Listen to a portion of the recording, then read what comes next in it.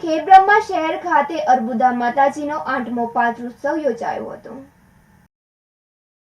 તારીખ 8/12/2024ના રોજ માં અર્બુદાનો 8મો પાટોત્સવ નિમિત્તે શોભાયાત્રા કાઢવામાં આવી હતી, જેમાં પટેલ માઘાભાઈ શામળભાઈ પટેલ સમાજવાડીમાંથી શોભાયાત્રા નીકળી હતી, જેમાં સમસ્ત ખેડબ્રહ્મા આજીણા ચૌધરી સમાજ દ્વારા શોભાયાત્રા નીકળી હતી, જેમાં આજીણા ચૌધરી સમાજના ભાઈઓ બહેનો મોટી સંખ્યામાં જોડાયા હતા। પટેલ સમાજવાડીમાંથી બ્રહ્માજી ચોક નીચ પટેલ સમાજવાડીમાં પરત ફરી હતી। આ પ્રસંગે સાબરકાંઠા કોઓપરેટિવ બેંકના ડિરેક્ટર ગોપાલભાઈ આર પટેલ તેમજ પૂર્વ સાબરડેરીના ડિરેક્ટર બ્રિજેશભાઈ પટેલ તેમજ મા અર્બુદાની કમિટીના સભ્યો હાજર રહ્યા હતા અને ધામધૂમથી ગરબા રમઝટ જામી હતી। આબિદપુરા સાથે નંદિની જોશી, સિટી ન્યૂઝ ખેડબ્રહ્મા। ખેડબ્રહ્મા તાલુકાના રાગીવાડ ગામ ખાતે બાળ લગ્ન મુક્ત ભારત અભિયાન અંતર્ગત જાગૃતિ કાર્યક્રમ યોજાયો હતો। સાબરકાંઠા અને જિલ્લા બાળ સુરક્ષા એકમ સાબરકાંઠાના સંયુક્ત ઉપક્રમે ખેડબ્રહ્મા તાલુકાના રાધીવાડ ગામ ખાતે બાળ લગ્ન મુક્ત ભારત અભિયાન અંતર્ગત જાગૃતિ કાર્યક્રમ કરવામાં આવ્યો હતો, જેમાં જિલ્લા બાળ સુરક્ષા એકમ સાબરકાંઠાના જિલ્લા બાળ સુરક્ષા અધિકારી સાબરકાંઠા તથા સ્ટાફગણ, ગામના સરપંચ, ડે સરપંચ, પ્રાથમિક શાળાના આચાર્ય, આંગણવાડી કાર્યકરો તેમજ અલગ અલગ ગામના સમાજના આગેવાનો, મહિલાઓ તથા બાળકોએ હાજરી આપી હતી, જેમાં જિલ્લા બાળ સુરક્ષા અધિકારી એસ.એસ. પાંડુ સાબરકાંઠા દ્વારા પ્રસંગના અનુરૂપ પ્રવચન કરવામાં આવેલા અને આવેલ લોકોના પ્રશ્નોનું નિરાકરણ માટે યોગ્ય માર્ગદર્શન પણ આપે, તેમજ જિલ્લા બાળ સુરક્ષા એકમ સાબરકાંઠાના પ્રોટેક્શન ઓફિસર મુકેશભાઈ સોલંકી દ્વારા મિશન વાત્સલ્ય યોજના અંતર્ગત બાળકોના અધિકારો, યોજનાઓ અને બાળકોના કાયદાઓ વિશે વિગતવાર સમજ આપવામાં આવેલ, તેમાં બાળ લગ્નથી થતી માઠી અસરો અને બાળ લગ્ન મુક્ત ખેડબ્રહ્મા તાલુકો બને તે અંગે શપથ લેવડાવવામાં આવ્યા હતા, તેમજ જિલ્લા સમાજ સુરક્ષા કચેરી સાબરકાંઠાના સહાયક જયપાલસિંહ જેતાવા દ્વારા દિવ્યાંગ લાભાર્થીઓની કલ્યાણકારી યોજનાઓ વિશે સમજ આપે તથા જિલ્લા બાળ સુરક્ષા એકમ સાબરકાંઠાના સિત્તરબેન પરમાર અને સમાજ સુરક્ષા કચેરીના સંયોજક રાજુભાઈ પરમાર દ્વારા કાર્યક્રમનું સુંદર આયોજન કરવામાં આવ્યું હતું, જેમાં આજુબાજુ ગામોના મોટી સંખ્યામાં લોકોએ હાજરી આપી હતી। કાર્યક્રમના અંતમાં બાળ સુરક્ષા એકમ સાબરકાંઠાના નિકુંજભાઈ રબારી દ્વારા આભાર વ્યક્ત કરી કાર્યક્રમ પૂર્ણ જાહેર કરવામાં આવ્યો હતો। આબિદપુરા સાથે નંદિની જોશી, સિટી ન્યૂઝ ખેડબ્રહ્મા। સાબરકાંઠા જિલ્લાના પ્રાંતિજ ખાતે ગુજરાત વાલ્મીકી સમાજમાં સૌ પ્રથમ સમગ્ર સાબરકાંઠાના તમામ પરગના એક વેણી થયાનો કાર્યક્રમ યોજાયો હતો। પ્રાંતિજ નેશનલ હાઈવે 8 ઉપર આવેલ શ્રી દશામાના હોલ ખાતે ગુજરાત વાલ્મીકી સમાજમાં સૌ પ્રથમ સમગ્ર સાબરકાંઠાના તમામ પરગણા સમાજના લોકોનો એક વેણી થયાનો કાર્યક્રમ આર.કે. ચૌહાણના યજમાન પદે યોજાયો હતો, જેમાં અલગ અલગ વેચારા પરગણા સમાજના લોકો એક થયા હતા અને જેને લઈને વ્યવહારો એક થશે તો ખોટા ખર્ચાઓને બદીઓ નાબૂદ થશે, તો ગુજરાતમાં સૌ પ્રથમ સાબરકાંઠાથી શરૂઆત થઈ હતી।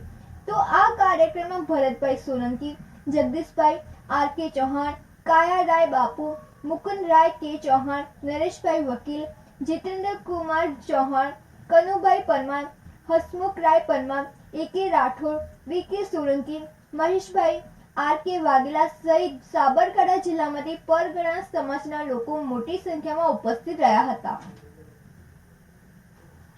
રમેશ મિસ્ત્રી સાથે નંદિની જોશી, સિટી ન્યૂઝ પ્રાંતિજ। પ્રાંતિજની સંસ્કાર વિદ્યાલયમાં પોણા 200 વિદ્યાર્થીઓએ નેશનલ ટેલેન્ટ સર્ચની પરીક્ષા આપી હતી। એએમપી નેશનલ ટેલેન્ટ સર્ચ 2024ની આજે 5મી રાષ્ટ્રવ્યાપી એક્ઝામ દેશના 900 જેટલા પરીક્ષા કેન્દ્રો ખાતે યોજાઈ હતી, જેના ભાગરૂપે પ્રાંતિજના ધોરણ 8થી કોલેજ કક્ષાના 174 જેટલા મુસ્લિમ વિદ્યાર્થીઓએ શાંતિપૂર્ણ માહોલમાં પરીક્ષા આપી હતી। એસોસિએશન ઓફ મુસ્લિમ પ્રોફેશનલ્સ દ્વારા આજે દેશભરમાં નેશનલ ટેલેન્ટ સર્ચ પરીક્ષા લેવામાં આવી હતી, જેમાં 900થી વધુ પરીક્ષા કેન્દ્રો પર 85,000થી વધુ વિદ્યાર્થીઓએ તેમના ભવિષ્ય નિર્ધારણની દિશામાં ડગ માંડ્યા હતા। આ પરીક્ષામાં ઉચ્ચ દેખાવ કરનાર 500 જેટલા વિદ્યાર્થીઓને 10 કરોડથી વધુની સ્કોલરશિપ આપવામાં આવશે। સિલેક્ટ થયેલ વિદ્યાર્થીઓને 20 જેટલા ટ્રેનિંગ પાર્ટનર્સ દ્વારા આઈઆઈટી જી નીટ જેવી પરીક્ષાનું કોચિંગ ગોઠવવામાં આવશે. પ્રાંતિજની જુદી જુદી સ્કૂલોના 174 પરીક્ષાર્થીઓ માટે સંસ્કાર વિદ્યાલયના સંચાલકો તથા શાળાના શૈક્ષણિક સ્ટાફ દ્વારા સુંદર આયોજન કરવામાં આવ્યું હતું. રતિલાલ ટેકવાણી સાથે નંદિની જોશી, સિટી ન્યૂઝ પ્રાંતિજ. આજ રોજ તારીખ 7 ડિસેમ્બરના રોજ એસોસિએશન ઓફ મુસ્લિમ પ્રોફેશનલ દ્વારા નેશનલ ટેલેન્ટ સર્ચ પરીક્ષાનું આયોજન પ્રાંતિજ ખાતે સંસ્કાર વિદ્યાલયમાં કરવામાં આવેલ છે, જેમાં સંસ્થા મુસ્લિમ સમાજના પ્રાંતિજ ગામના 174 છોકરાઓનું રજિસ્ટ્રેશન થયેલ હતું અને એમાંથી 154 છોકરાઓ હાજર રહી અને પરીક્ષા આપેલ છે. આ જે એક્ઝામ છે તે આખા ભારતભરના મુસ્લિમોમાં ભારતભરના તમામ સેન્ટર 370 જિલ્લાના 900થી વધુ પરીક્ષા કેન્દ્રો પર એક સાથે 85,000થી વધુ સ્ટુડન્ટોએ પરીક્ષા આપી અને પાર્ટિસિપેટ કરેલ છે. આ એક્ઝામનો હેતુ સ્કૂલ, જુનિયર અને સિનિયર કોલેજના વિદ્યાર્થીઓ માટે ભારતની સૌથી મોટી પ્રતિભાની શોધ કરવા માટે છે. જે કોઈ પણ વિદ્યાર્થીઓ ટોપર્સ હશે, મતલબ કે જેમનો સારો દેખાવ હશે, તેમને 20થી વધુ ટ્રેનિંગ પાર્ટનર્સ દ્વારા ₹10 કરોડથી વધુની સ્કોલરશીપ અને 500થી વધુ ઉચ્ચ દેખાવ કરનાર વિદ્યાર્થીઓને ટ્રેનિંગ પાર્ટનર્સ દ્વારા ટ્રેનિંગ આપવામાં આવશે. ભવિષ્યમાં તેમને નીટ, JEE અથવા તો કોમ્પિટિટિવ એક્ઝામ જે કોઈ પણ હશે એમાં એમને પાર્ટિસિપેટ કરવા માટેની જે તૈયારી કરવાની છે, તૈયારી આ લોકો ફ્રી ઓફ કોસ્ટ કરાવી આપશે. આમાં 3 કેટેગરીઝ પાડેલી છે: સિનિયર કોલેજના વિદ્યાર્થીઓ, 10-11 જુનિયર કોલેજ અને 8-9-10ના વિદ્યાર્થીઓ.